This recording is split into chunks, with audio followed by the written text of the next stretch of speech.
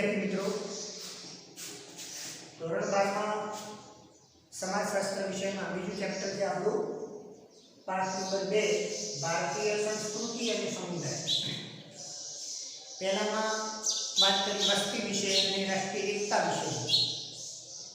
वस्ती एटले शुं अने वस्ती में कया कया प्रकारना वैविध्य शुं छे અને આટલું બધું વૈવિધ્ય હોવા છતાં એકતામાં છે એવી વાત આપણે આગળના ચેપ્ટરમાં કરી હતી। આજે આપણે વિદ્યાર્થી મિત્રો ભારતીય સંસ્કૃતિ અને સમુદાય પહેલી વાત કરવી પડે આપણે ભારતીય સંસ્કૃતિ। ભારતીય સંસ્કૃતિ એક અલાયદી સંસ્કૃતિ છે। ભારતીય જે પ્રદેશ છે ભારતનો એ પ્રદેશમાં અનેક પ્રકારના લોકો વસે છે। અનેક ધર્મના, અનેક જાતિના, અનેક પ્રાંતના वस्ती आखी विविधता भरेलो प्रदेश, विविधता भरेली संस्कृति એટલે ભારતની સંસ્કૃતિ છે। આ સંસ્કૃતિ આવી રીતે ટકી ગઈ રીતે તો આ સંસ્કૃતિ એક અલાયદી સંસ્કૃતિ છે। આપણે એનું જતન કર્યું છે। આપણે ત્યાં કુટુંબના વડીલોને માન આપવું, એ આપણા વડીલોને માન આપવું એ આપણી એક સંસ્કૃતિ છે। એકલા કુટુંબના મારા બાપા છે અને મારે જય શ્રી કૃષ્ણ કહેવા પગે લાગવું આ આપણી સંસ્કૃતિમાં નથી। આપણે એમને તો ખરા જ અતિથિ દેવો ભવ, ગુરુ દેવો ભવ, માતા દેવો ભવ આ વસ્તુ આપણી સંસ્કૃતિમાં ઓળખાય છે। મિત્રો આ જે પરંપરા છે આપણી ચાલી આવે છે છેકથી આદિ કાળથી અતિથિ દેવો ભવ એ આપણી સંસ્કૃતિ આવેલા મહેમાનની આદર કરવાની પરંપરા આપણી સંસ્કૃતિમાં જોવા મળે છે। આપણે ત્યાં ભારતીય સંસ્કૃતિની એક પ્રતિબિંબિત ઓળખ છે એ ભારતીય સંસ્કૃતિમાં જોવા મળે છે। ભારતીય સંસ્કૃતિને સભ્યતાના ઇતિહાસ હજારો વર્ષ જૂનો ઇતિહાસ છે। આજે નવી ઓળખ નથી, પુસ્તકોમાં આવ્યું છે નથી। આદિ પરંપરાથી આપણી સંસ્કૃતિની ઓળખ એ આપણને જોતા આવે છે। ઇતિહાસ છે આપણી સંસ્કૃતિ વર્ષો જૂની સંસ્કૃતિ છે। સૌથી જૂની કોઈ સંસ્કૃતિ હોય તો એ ભારતની સંસ્કૃતિ છે। એમ આપણા ઇતિહાસમાં પણ એની વાત કરવામાં આવી છે। એટલા માટે તો આપણે ત્યાં આ સંસ્કૃતિ ગંગા નદીની સંસ્કૃતિ છે, આ સંસ્કૃતિ હિમાલયની સંસ્કૃતિ છે, આ સંસ્કૃતિ પરંપરાવાળી સંસ્કૃતિ, ટકી આવતી સંસ્કૃતિ છે। ગંગે છે, યમુને છે, ગોદાવરી છે, નર્મદે, સિંધુ, કાવેરી આ નદીઓ આપણી સંસ્કૃતિમાં પહાડોની પૂજા કરે છે। તમે એમ કહેશો સાહેબ સંસ્કૃતિમાં પહાડોની પૂજા કઈ રીતે? તો ભગવાન શ્રી કૃષ્ણે પહાડોની પૂજા કરી। ભગવાન શ્રી કૃષ્ણે એક વખત તમને ખાલી ઉદાહરણ આપું, એક વખત ભગવાન શ્રી કૃષ્ણ રમતા હતા બહાર ઘરની બહાર અને માતાજી એ ઇન્દ્રદેવની પૂજા કરતા અને એવામાં રમતા રમતા કૃષ્ણ આવ્યા અને કૃષ્ણે કહ્યું માં શું કરે છે? તો માતાએ કહ્યું કે બેટા ઇન્દ્ર ભગવાનની પૂજા। ઇન્દ્ર ભગવાન કોણ છે? આવી વસ્તુ એ કૃષ્ણએ કરેલી છે અને એમ કરતા કરતા એને પૂરેપૂરી માહિતી ન મળતો ભગવાન હતા અને ભગવાને કીધું કે ઇન્દ્રની પૂજા નહીં, તારે પૂજા કરવી છે તો પૂજા કર, આ સંસ્કૃતિની પૂજા કર, આ પહાડોની પૂજા કર, આ વંદરાઈની પૂજા કર, આ ગાયોની પૂજા કર, આ નદીઓની પૂજા કર, તારે પૂજા કરવી છે તો આ પરિસ્થિતિની પૂજા કર। ઇન્દ્ર કોણ છે? ઇન્દ્રની પૂજા નથી કરવાની। એમ કરીને થાળી ઠુકરાઈ અને ભગવાન ઇન્દ્ર કોપાયમાન થયા અને ભગવાન ઇન્દ્રે હબીલાને જ્યારે વરસાદ ચાલુ કર્યો એ વખતે ગોકુળની જે પરિસ્થિતિ થઈ એ પ્રકૃતિની પરિસ્થિતિ થઈ, એ પરિસ્થિતિ જોઈને ગોકુળના લોકો કૃષ્ણ પાસે ગયા અને કૃષ્ણએ એ જે પોતાની શક્તિથી ભગવાન હતા અને ગયા ઇન્દ્ર પાસે, પર્વત પાસે અને એ પર્વતને ઉચકી અને પોતે ગોવર્ધન પર્વત નામ હતું એ પર્વતને ઉચકી અને ગોકુળ ઉપર ધારણ કર્યો। આ પર્વતોની પૂજા આદિકાળથી છે, આજની પરિસ્થિતિ નથી। પથ્થર એટલા દેવ, 33 કરોડ દેવોને આપણે માનીએ છીએ। આ પથ્થર એટલા દેવ એ આપણી પરંપરા છે। આપણે ત્યાં આગતા સ્વાગતા ભારતીય સંસ્કૃતિના બધા જ મૂલ્યોને ખૂબ સારી રીતે આપણે ટકાવી રાખવા હશે તો આપણી પોતાની ઓળખ, આપણે પોતાની સંસ્કૃતિ જીવનશૈલી છે એ જીવનશૈલી પરંપરા સુધી ટકાવી રાખવી પડશે। હજારો વર્ષ સુધી આ પ્રવાહ ચાલુ રહ્યો છે। ગંગા નદીની જેમ એમનું ધ્યાન રાખ્યું છે તો ગંગા નદીની જેમ જેમ હજારો વર્ષ સુધી વર્ષ વીતી ગયા પણ આપણી જીવન રીત છે એ આપણી ઓળખ છે। એમ આવતી પેઢીઓ સુધી આપણી આ પરંપરા જળવાઈ રહે એનું કામ આપણે કરવાનું છે મિત્રો। તો આજે આપણે આ સંસ્કૃતિના અર્થ વિશેની વાત કરવાની છે। તો મહત્વના સમાજશાસ્ત્રી થઈ ગયા એ મહત્વના સમાજશાસ્ત્રી એમનું નામ છે ભૂપેન્દ્ર બ્રહ્મ। બ્રહ્મભટ્ટ એમણે સંસ્કૃતિની વ્યાખ્યા આપી છે। એ સંસ્કૃતિની વ્યાખ્યા હું તમને કહું કે આ સંસ્કૃતિ એટલે શું? તો ભારતીય સંસ્કૃતિ એટલે માનવતા, સહિષ્ણુતા,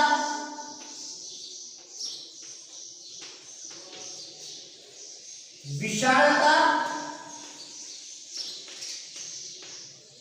એકતા, બિન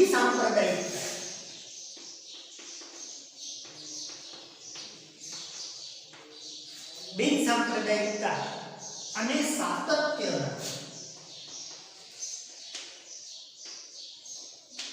લક્ષણો ધરાવે છે।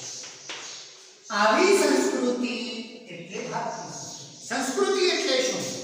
તો ભારતીય સંસ્કૃતિ એટલે માનવતા।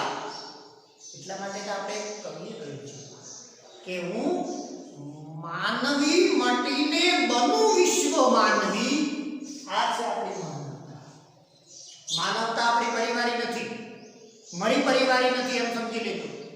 અન્ય સંસ્કૃતિઓ પોતાની સંસ્કૃતિ ભૂલી ગયા હશે, પરંતુ ભારતીય સંસ્કૃતિમાં આજે પણ આ લક્ષણ જોવા મળે છે। એ આપણી આગવી ઓળખ છે।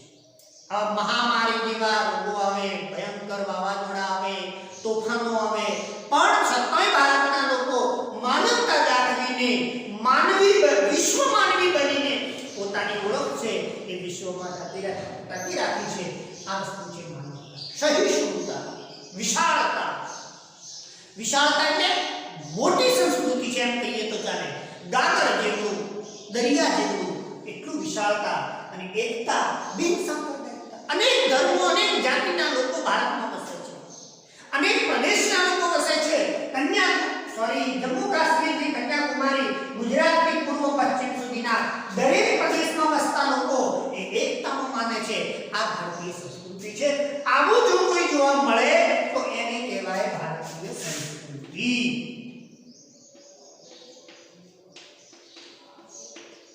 કોણે કહ્યું? તો આ જે વ્યાખ્યા છે એ ભૂપેન્દ્ર બ્રહ્મભટ્ટ। આ ભૂપેન્દ્ર બ્રહ્મભટ્ટ એને કહેવાય ભારતીય સંસ્કૃતિ। એના પછીની બીજી વાત કરી છે કે ભારતીય સંસ્કૃતિ લાગણીઓ અને બુદ્ધિની પૂજા કરનારી સંસ્કૃતિ છે। ભારતીય સંસ્કૃતિ અલગ છે। બુદ્ધિની પૂજા, ભારતીય સંસ્કૃતિમાં પૂજા કરનારી સંસ્કૃતિ, ભાવના, નિર્મળ જ્ઞાનના સહયોગથી જીવનમાં સુંદરતા લાવનારી સંસ્કૃતિ એટલે ભારતીય ભાવના અને નિર્મળ જ્ઞાન મેળવવા વાળી સંસ્કૃતિ હોય તો એ ભારતની સંસ્કૃતિ છે। અને એનાથી પોતાનું જીવન સુંદર બનાવે એવી કોઈ સંસ્કૃતિ હોય તો એ ભારતીય સંસ્કૃતિ છે એમ એમણે કહ્યું છે। ભારતીય સંસ્કૃતિ નિરંતર જ્ઞાનની શોધ કરવા સતત આગળ વધતી, જગતમાં જે કંઈ સુંદર, શિવ અને સત્ય દેખાય છે તે લઈને વિકાસ પામનારી સંસ્કૃતિ એટલે ભારતીય સંસ્કૃતિ। એટલા માટે કહ્યું છે ભારતીય સંસ્કૃતિ એટલે સત્યમ, શિવમ અને સુંદર। આ છે ભારતની સંસ્કૃતિ। સત્યમ, શિવમ, સુંદરમ ની જે પરંપરા છે એ ભારતીય સંસ્કૃતિમાં છે। સારું છે એ ગ્રહણ કરવાનું અને એ ગ્રહણ કરીને પોતાનું જીવન સુંદર બનાવવાનું કામ ભારતીય સંસ્કૃતિના લોકો કરે છે। એને કહેવાય સંસ્કૃતિ। આના પછી આટલી છાનાવટ કર્યા પછી સંસ્કૃતિની વ્યાખ્યા આપણને ખબર પડી ગઈ કે માનવતા, સહિષ્ણુતા, વિશાળતા, એકતા, બિન સાંપ્રદાયિકતા અને સાતત્યના લક્ષણો ધરાવતી સંસ્કૃતિ હોય તો એને ભારતીય સંસ્કૃતિ કહી શકાય। સત્યમ, શિવમ, સુંદરમ જેવી કોઈ સંસ્કૃતિના લક્ષણો હોય તો એ ભારતીય સંસ્કૃતિ છે। એવું ભૂપેન્દ્ર બ્રહ્મભટ્ટ નામના સમાજશાસ્ત્રીએ પોતાની જે વિચારો છે, પોતાની જે વ્યાખ્યા બાંધવાનો પ્રયત્ન કર્યો છે એ આપણને આ રીતે વ્યાખ્યા બાંધીને આપે છે। તો આ હતી ભારતીય સંસ્કૃતિની કેટલીક વ્યાખ્યા અથવા સંકલ્પના। હવે આપણે જોઈએ મિત્રો ભારતીય સંસ્કૃતિના લક્ષણો। તો ભારતીય સંસ્કૃતિના લક્ષણો છે એ સંસ્કૃતિના લક્ષણો 6 છે। કેટલા લક્ષણો છે? 6। પહેલું છે સાતત્ય પરિવર્તન। સાતત્ય અને પરિવર્તન. બીજું છે વિવિધતા એકતા.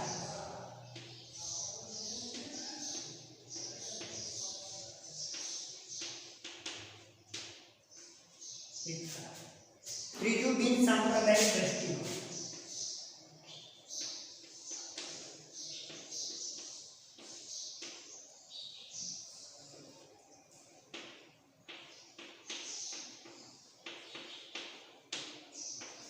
એના પછી વૈશ્વિક દ્રષ્ટિ.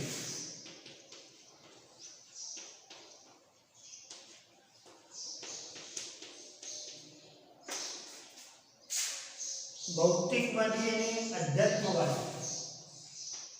ભૌતિકવાદી અને આધ્યાત્મિકવાદી.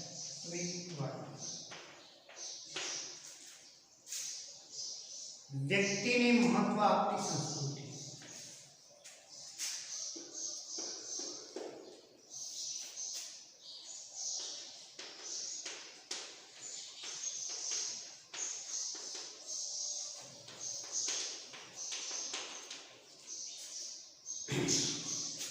જો તમને આવા લક્ષણો 6 લક્ષણો જોવા મળે તો એને કહેવામાં ભારતીય સંસ્કૃતિ. પહેલું છે સાતત્ય અને પરિવર્તન.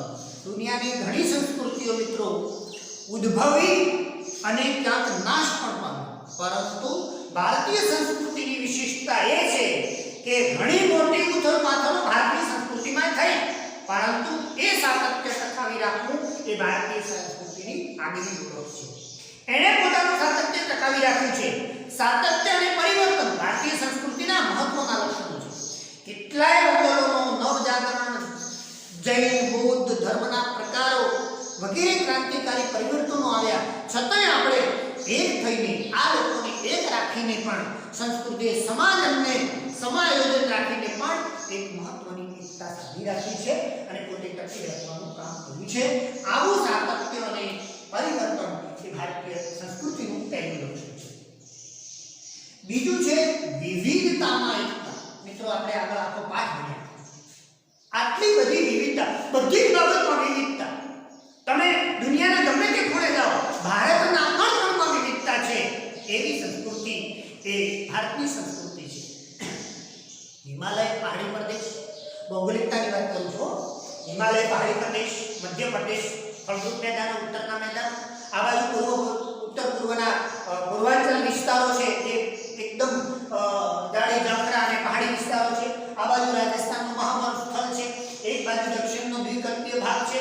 આટલી બધી વિવિધતા ભૌગોલિક બાબતમાં પણ જોવા મળે છે.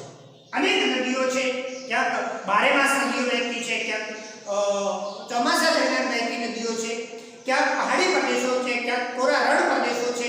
આવી પરિસ્થિતિ, ભૌગોલિક પરિસ્થિતિ ભારતની આપણને જોવા મળે છે. આ વિવિધતા છે પ્રદેશની બાબતમાં, ભૂદ્રશ્યોની બાબતમાં, લેન્ડસ્કેપ.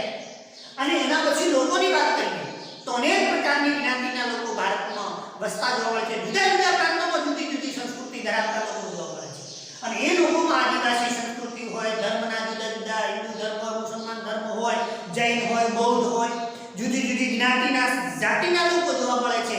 આટલી બધી વિવિધતા ધર્મની બાબતમાં, લેન્ડસ્કેપની બાબતમાં, ભૂદ્રશ્યોની બાબતમાં, ભૌગોલિક પરિસ્થિતિની બાબતમાં, ધર્મની બાબતમાં, ભાષાની બાબતમાં, બોલીની બાબતમાં, આ બધી જ વિવિધતા ભારતમાં જોવા મળે છે. અને જુદા જુદી પરંપરાઓ પણ ભારતમાં છે, વૈવિધ્ય છે. જેમ કે કાશ્મીરમાં, કન્યાકુમારી બાજુ, ઉત્તર પૂર્વના, આ બાજુ ગુજરાતના ગરબા હોય કે બિહુ હોય, આ બધા જ જુદા, પંજાબનું ભાંગડા હોય, આ જુદી જુદી પરંપરાઓ આપણને જોવા મળે છે. આટલી બધી જુદી જુદી પરંપરાઓ, જુદી જુદી વૈવિધ્ય છે, જુદું જુદું, છતાંય આપણે આ બધામાં એકતા એક સાથે રહી અને કામ કરીએ છીએ. ઉત્સવોની બાબત હોય, સંગીતની બાબત હોય, નૃત્યની બાબત હોય, બધી જ બાબતોમાં વૈવિધ્ય છે, છતાંય આપણે એક થઈને રહીએ છીએ. એ આપણી આગવી ઓળખ છે અને એ મહત્વનું લક્ષણ છે. બિન સાંપ્રદાયિક અનેક ધર્મના લોકો વસે છે આપણે, અને ધર્મનિરપેક્ષ રાજ્ય તરીકે, બિન સાંપ્રદાયિકતામાં ધર્મનિરપેક્ષ રાજ્ય તરીકે વૈજ્ઞાનિક દ્રષ્ટિકોણ એ આપણામાં અભિવૃદ્ધ થાય છે. અને સંસ્કૃતિમાં બંનેનું મિશ્રણ છે. વિભિન્ન સંસ્કૃતિ ધરાવતા સમૂહો હળીમળીને સાથે રહે છે. સંસ્કૃતિનો સહિષ્ણુતાનો ગુણ છે. બધા જ ભારતીય લોકોને સમાન અધિકાર, લઘુમતીનો અધિકાર રક્ષણ માટે ખાસ જોગવાઈ કરવામાં આવી છે. આ બધી જ ઉદારતા આપણને બતાવે છે કે ભારતીય સંસ્કૃતિમાં વિજ્ઞાને પણ મહત્વ આપ્યું છે અને એટલે જ બિન સાંપ્રદાયિક દ્રષ્ટિકોણ વાળી સંસ્કૃતિ આ બધા જ લોકો વસે છે અને હળીમળી રહે છે. ધર્મ જુદા જુદા છે છતાં આપણે હળીમળી રહે છે એટલે કોઈ પણ એક ધર્મને આપણે સ્વીકાર્યો નથી. બધા જ લોકોને હળીમળી રહેવાનું કામ ભારતીય સંસ્કૃતિમાં છે. માટે બિન સાંપ્રદાયિક દ્રષ્ટિકોણ છે. વૈશ્વિક દ્રષ્ટિકોણ આ હતું બિન સાંપ્રદાયિક દ્રષ્ટિકોણ. વૈશ્વિક દ્રષ્ટિકોણ એટલે શું? ભારતીય સંસ્કૃતિની આગવી ઓળખ છે, આપણું લક્ષણ છે કે આપણે કોઈ એક પ્રદેશને મારો ભાઈ છે, મેં એને ભાઈ કીધું છે. મારા લોકો ભારતના લોકો છે ત્યારે ભારતના લોકો છે. આવી સંસ્કૃતિ ભારતની નથી. આવો દ્રષ્ટિકોણ ભારતની સંસ્કૃતિમાં, ભારતમાં જન્મેલી વ્યક્તિમાં હોય જ નહીં. પણ ભારતીય સંસ્કૃતિમાં એવો દ્રષ્ટિકોણ છે કે વિશ્વની કોઈ સંસ્કૃતિમાં આપણે જોવા મળતો નથી. અને એ સંસ્કૃતિનો દ્રષ્ટિકોણ એટલે વૈશ્વિક દ્રષ્ટિકોણ. કારણ કે ભારતના લોકો વસુધૈવ કુટુંબકમ,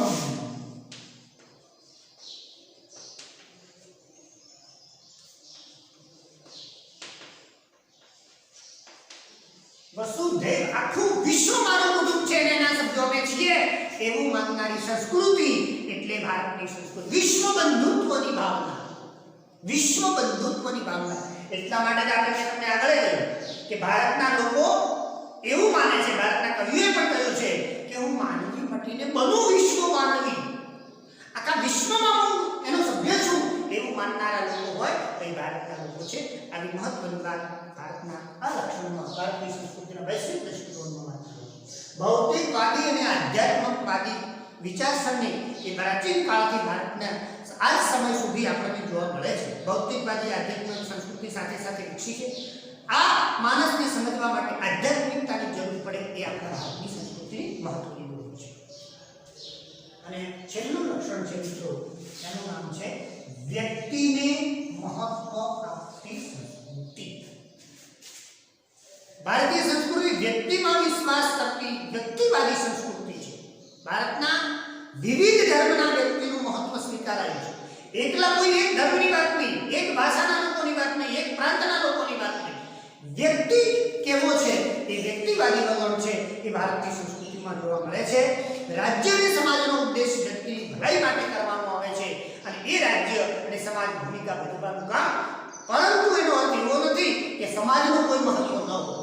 બાકી વ્યક્તિને મહત્વ આપીએ છીએ એનો મતલબ એ નહીં કે સમાજને મહત્વ, વ્યક્તિને મહત્વ છે તો સમાજને મહત્વ છે. પરંતુ વ્યક્તિવાદી દ્રષ્ટિકોણ ધરાવતું હોય તો એવી સંસ્કૃતિ એટલે ભારતની સંસ્કૃતિ. તો મિત્રો આ હતી સંસ્કૃતિની, ભારતીય સંસ્કૃતિની વ્યાખ્યા અને ભારતીય સંસ્કૃતિના મહત્વના 6 લક્ષણો. એમાં પહેલું હતું સાતત્ય અને પરિવર્તન, બીજું છે વિવિધતામાં એકતા, ત્રીજું છે બિન સાંપ્રદાયિક દ્રષ્ટિકોણ, ચોથું છે વૈશ્વિક દ્રષ્ટિકોણ, પાંચમું છે ભૌતિકવાદી અને આધ્યાત્મિકવાદી દ્રષ્ટિકોણ અને વ્યક્તિને મહત્વ આપતી સંસ્કૃતિ એટલે ભારતીય સંસ્કૃતિ. આ લક્ષણો.